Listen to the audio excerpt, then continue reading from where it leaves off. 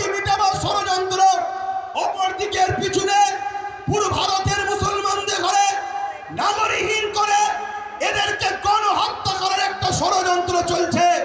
মনে রাখবেন, এই জায়গায় আমাদেরকে জীবনের শেষ নিঃশ্বাস দিয়ে হলো আমাদের ওয়াকফ, আমাদের মসজিদ, আমাদের মাদ্রাসা, আমাদের কবরস্থান, আমাদের ঐতিহ্য আমাদেরকে বাঁচাবার জন্য সংগ্রাম করে যেতে হবে।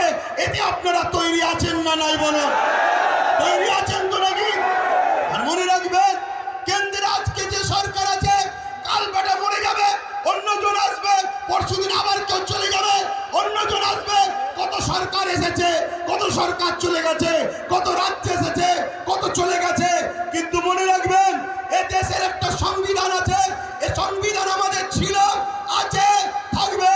সংবিধান বলছে 1947-এ সংবিধান জানিয়ে দিয়েছে ভারতবর্ষের যেটা মন্দির, মন্দির থাকবে, যেটা মসজিদ, মসজিদ থাকবে, যেটা গুরুদুয়ার, গুরুদুয়ার থাকবে, যেটা চার্চ, চার্চ থাকবে, যেটা সনাতন ভাইদের যেটা যেটা ছিল 1947 থেকে ওটাকে আর চেঞ্জ করা যাবে না, ওটা ওরকমই থাকবে।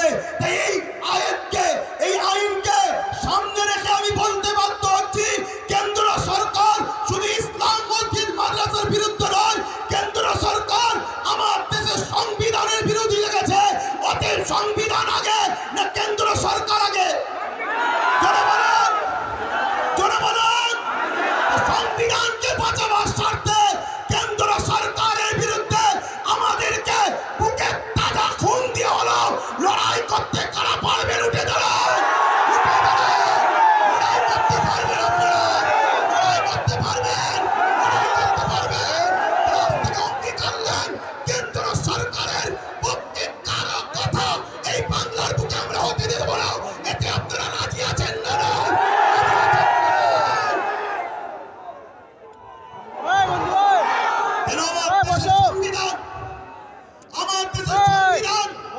আমাদের কাছে আগে আমার দেশের সংবিধানকে সংবিধানের বিরুদ্ধে যে কথা বলবেন, আমার দেশের সংবিধানকে যে মিটাতে চাইবেন, আমরা তাকে মূল গোড়া থেকে মিটিয়ে দেওয়া রাজি আছে। অনেক কষ্ট করে এদের স্বাধীন হয়েছে। হাজারো মুসলমান, হাজারো হিন্দু, হাজারো আদিবাসী, হাজারো দলিত, হাজারো শিখ, পাঞ্জাবিদের রক্তের বিনিময়ে এদের স্বাধীন হয়েছে। অতএব সেই দেশের সংবিধানকে নিয়ে আজকে তুমি হতে পারো প্রাইম মিনিস্টার, কিন্তু তোমার অধিকার নয় আমার দেশের সংবিধানের উপরে হাত দিতে পারে। ঠিক না বেটি? এখানে আরেকটা ছোট্ট কথা বলবো। আজ গাড়ি বুঝাই করে করে সুলতানি হিন্দের দরবারে যান আপনারা। কি গো, জানতো নাকি? ছোট করে দেবো না।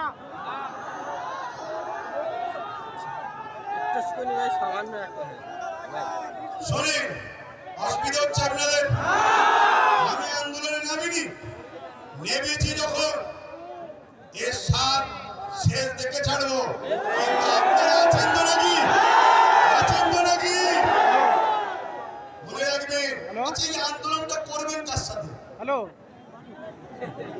না, এই আন্দোলনে কাদেরকে সাথে আন্দোলন করবে বলুন? কাদেরকে? বিগত ৭৭ বছর যারা ঝেড়ে খেয়েছে তাদের ঘরে? আরে খাওয়া তো শিখালো। ৭৭ বছর ধরে তারা একটা ছোট্ট কথা বলে শোনেন, পাড়ায় চোর পড়েছে, শুনছেন তো? পাড়ায় চোর পড়েছে, সবাই বলছে চোর ধরো, চোর ধরো, চোর ধরো। ওই ভিড়েতে চোরও ঢুকেছে, বলছে চোর ধরো, চোর ধরো, চোর ধরো। শুনছেন না? শোনেন না?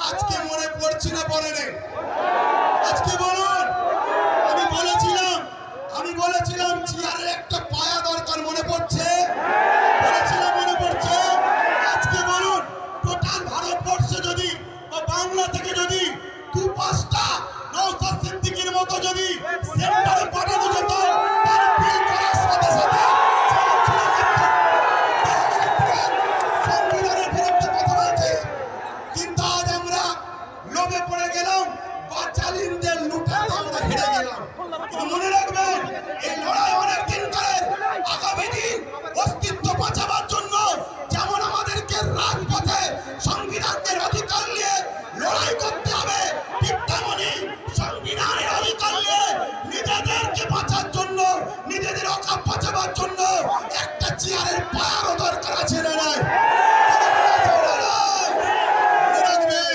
আমাদের ঘরে এখানেও দরকার, ওখানেও পাঠাতে হবে।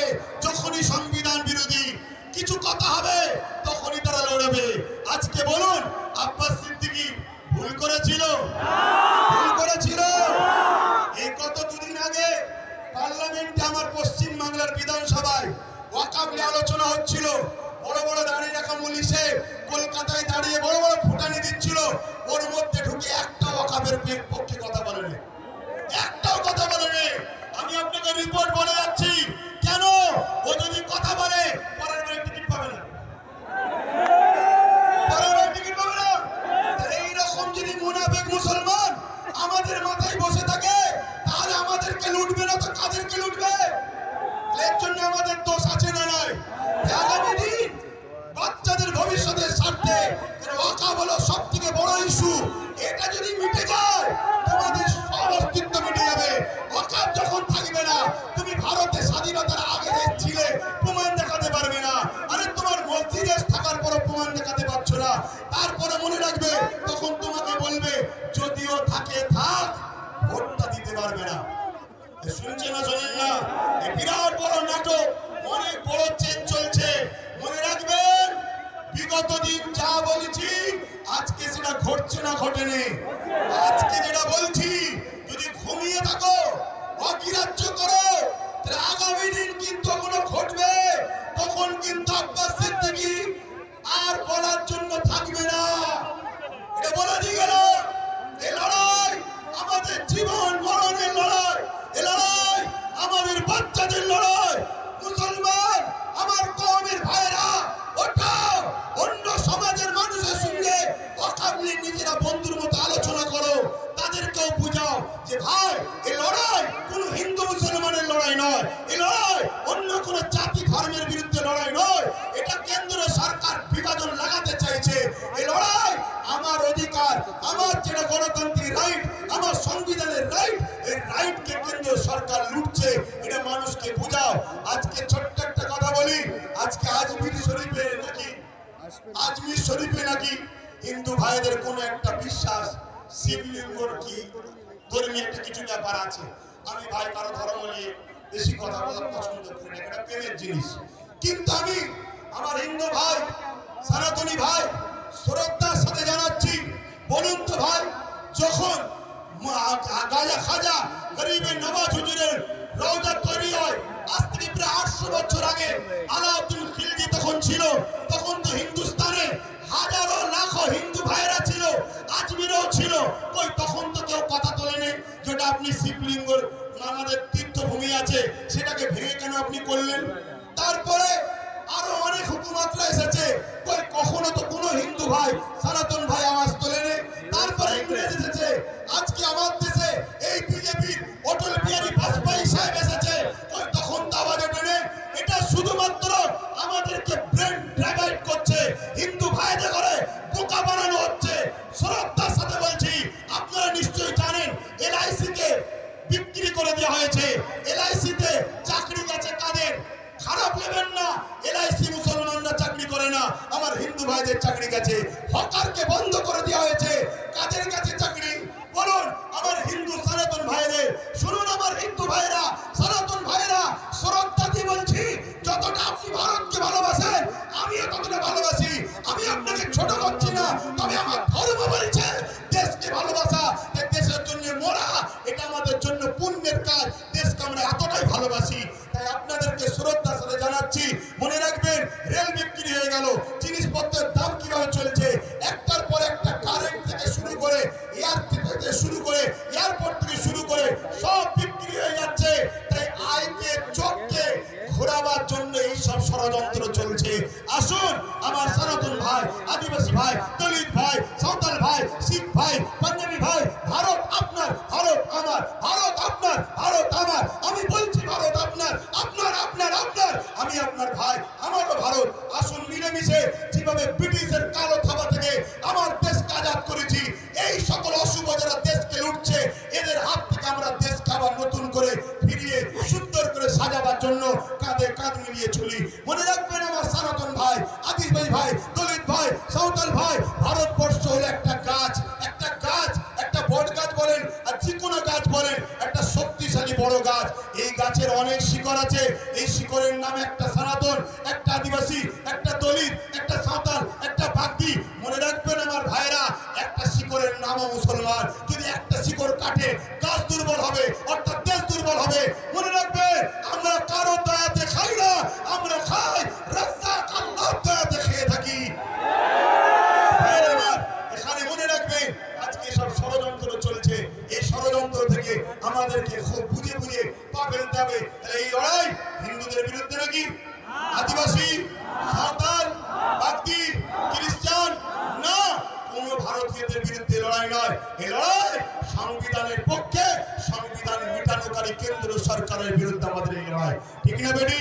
আজকে রাজ্য সরকারকে এখান থেকে বলি, রাজ্য সরকারকে এখান থেকে বলি, আপনাকে 35 বা 36টা এমপি দিয়েছে আমার সরল প্রাণ ভাইরা, আমার সরল প্রাণ ভাইরা ভালোবেসে দিয়েছে, ঠিক আছে, আপনাকে বিশ্বাস করেছে। এই বিশ্বাসের ন্যূনতম হকটা আদায় করুন। যদি আপনি বিশ্বাসের উপযুক্ত না হন, আগামী দিন আপনার ফন্ডের মতো অবস্থা হবে, সেটা পরের বিষয়। কিন্তু বিশ্বাসের উপযুক্ত হন। এই ভারতবর্ষে, এই বাংলায় 35 বা 34টা এমপি দিয়েছে, 34টা। মনে রাখবেন, বিল অকবার নিলে হবে না। অনেকে বলেন অকবার নেব না, অকবার নয়। যদি ক্ষমতা থাকে, যেভাবে দিদিমণি আসার সময় পার্লামেন্টে সংবিধান উল্টো ধরে চিল্লাচ্ছিল, দেখলেন না, ছিঁড়াছিড়ি করছিল, ওই রকম ওখানে বক্সিং মারবেন ভেতরে। কথা বুঝছেন না? বলেন না, শেষবার চান্স দিচ্ছি, শেষবার চান্স দিচ্ছি। এই লড়াই সংবিধানকে বাঁচাবার লড়াই, শুধু মুসলমানদের লড়াই নয়, সংবিধানকে বাঁচাবার লড়াই। আপনি সংবিধানের স্বার্থে করেন, আমাদের ভালো যদি নাও চান, কমসে কম সংবিধানকে তো ভালোবাসেন, সংবিধানের স্বার্থে করেন। আরেকটা কথা রাজ্য সরকারকে বলে যায়, সেটা হলো এটাই, আপনার অনেক আইবি লোক আছে, পুলিশ বন্ধুরা রয়েছে, খবর আপনাদের কাছে চলে যাবে ঠিকই। শ্রদ্ধার সাথে বলছি, যে ওয়াদা করেছিলেন ওয়াকাফ ফিরিয়ে দাও, ফিরিয়ে দেব, এই ওয়াকাফকে ইমিডিয়েটলি ফিরিয়ে দেন। ওয়াকাফকে যারা দখল করেছে দখল মুক্ত করেন। এ কথা যখনই বলা হবে, রাজ্য সরকার কি বলে জানেন? যে ওইভাবে বুলডোজার আমি চালাতে পারবো না। কিন্তু আমরা দেখেছি এই রাজ্য সরকার গরিব হকারদের করে বুলডোজার চালিয়ে দেখেছে। আমার হিন্দু ভাইরা, হিন্দু ভাইরা, সনাতন ভাইরা, আমরা আপনাদের দুশ্মন নয়, মোদি দুশ্মনের নজরে আপনাদের দেখাচ্ছে। চশমা খুলে ভাইয়ের নজরে দেখেন, আপনাদের জন্য আমার জান দিতে প্রস্তুত আছি আমরা, ঠিক না বেঠিক? হিন্দু ভাইরা আমাদের নয়, তাই বলে দিলাম। তবে মনে রাখবেন, যদি মনে করেন, যদি কেউ মনে করেন আজ মনে হয় মুসলমানরা ফেসে গেছে, এখানে সেন্টারে আমাদের, রাজ্যে আমাদের, সব জায়গায় আমাদের, তাহলে আমি বলবো সত্য এমন একটা জিনিস, সত্য এমন একটা জিনিস, পৃথিবীর সব মিথ্যা এক জায়গায় হয়েও সত্যকে মিটাতে পারে না। কিন্তু ইনসাফের স্বার্থে, ইনসানিয়াতের স্বার্থে বলে গেলাম। যাক, আমি সংক্ষেপ করছি, শেষ কথা আপনাদের কাছে বলি, আগামী দিন দিল থেকে বলুন, এই লড়াই কি এখানে শেষ না চলবে? লড়াই এখানে শেষ না চলবে? এই লড়াইয়ের দুটো পন্থা আছে। একটা পন্থা হলো সংবিধান অনুযায়ী, সংবিধান যেভাবে রাইট দিয়েছে, সংবিধানের বাইরে গিয়ে আমি তাহলে না, সংবিধান অনুযায়ী কলিকাতার রাজপথ ধরে এই আন্দোলন পুরো দরকার হয়, একেবারে যেভাবে দখল নিয়েছে ওভাবে দখল নিতে হয়, লিয়া হবে, ঠিক আছে?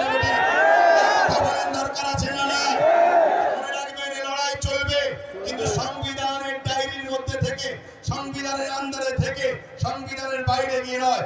আরেকটা কথা বলি, আপনারা পোকার মতো ছুটবেন না। ওই যে আগে বললাম, চোর ফিরে ঢুকে বলছে চোদ্দার চোদ্দার চোদ্দার। যারা আন্দোলন করছে বিগত দিন, তাদেরকে দেখা গেছে যারা ওয়াকাফ ছেড়ে খায়, তাদের মুখে মুখ দিয়ে গুজুর গুজুর করেছে। আমার একটু ভাষা খারাপ ভাই, আমার ছেলে শুকিয়ে আছে তো, আমার ছেলে তো খেতে পাই না, আমি তো গার্জেন, আমার বাচ্চা শিক্ষা পাই না, আমার বাচ্চা গরিব, আমার বাচ্চা কলিকাতায় হোস্টেল পাচ্ছে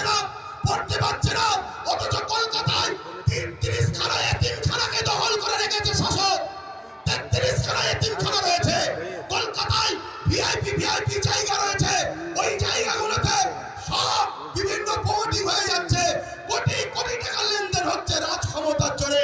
এমনি বলিনি যে রাজ ক্ষমতা দরকার, এমনি বলিনি রাজ ক্ষমতা দরকার।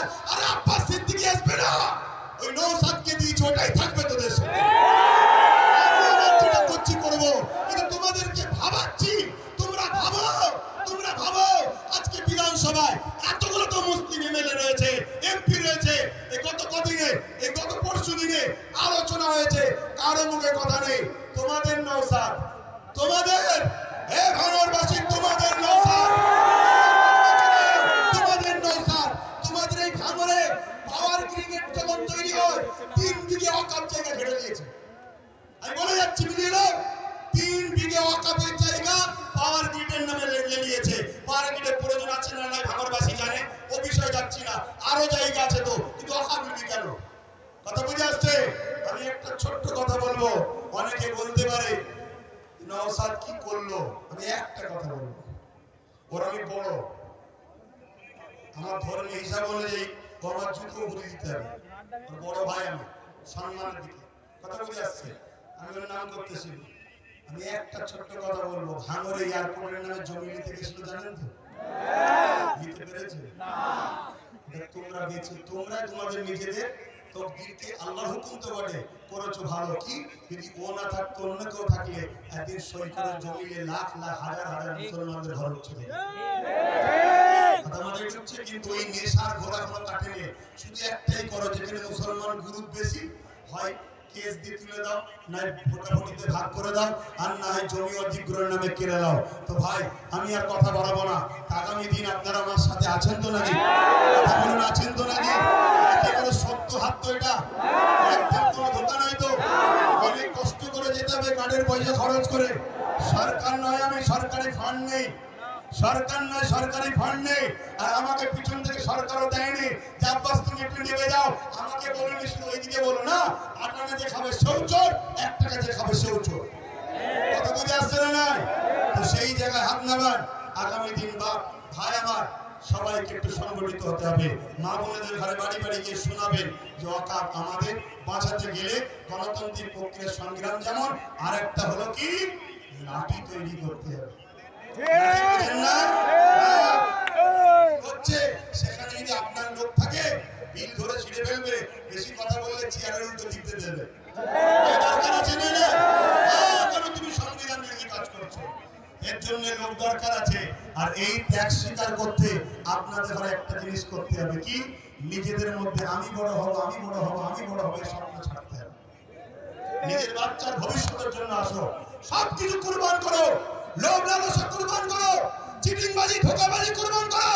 2-4টে কাত্তারি করা চালিয়ে চিন্তা করনি, মনে রাখবে ও কাত্তার দিলে চিন্তা করার দরকার নেই।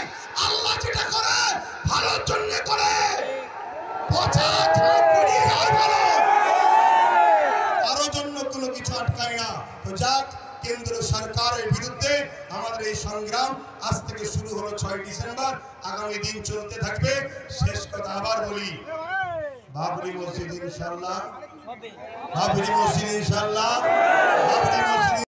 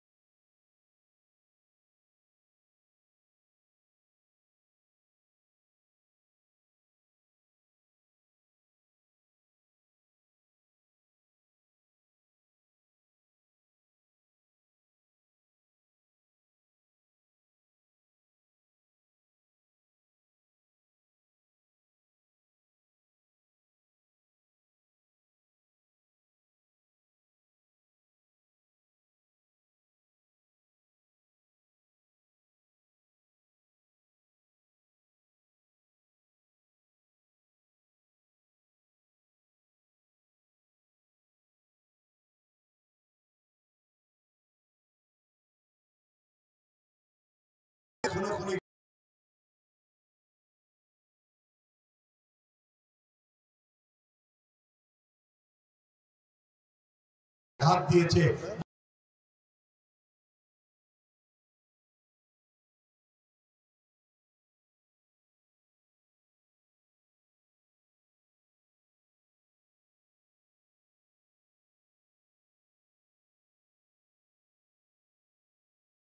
জীবন দিন।